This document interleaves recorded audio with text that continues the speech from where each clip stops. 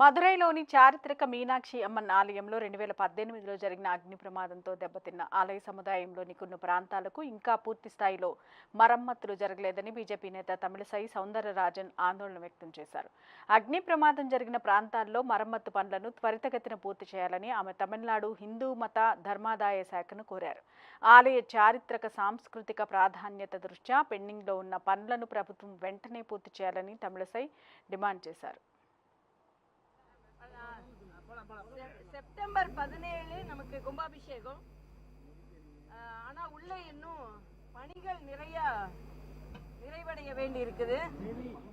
ஏற்கனவே இங்க தீ விபத்து நடந்த போது நான் மாநில தலைவரா இருந்து வந்து பார்த்தோம். நாங்க இவ்வளவு பெரிய ஒரு கலாச்சார ஆன்மீக தலம் தீக்கு இரையாகி இருக்கிறது, அதை உடனே சரி செய்யணும்னு.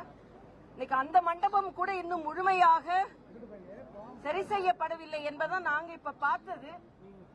அதனால அரசாங்கம் அதிக கவனம் செலுத்தி, என்ன கேட்டா இங்கேயே அமர்ந்து அதிகாரிகள் முழுவதுமாக அறநிலையத்துறை அமைச்சர் முழு கவனத்தை இங்க செலுத்தி இதை எல்லாவற்றையும் சரி செய்ய வேண்டும்.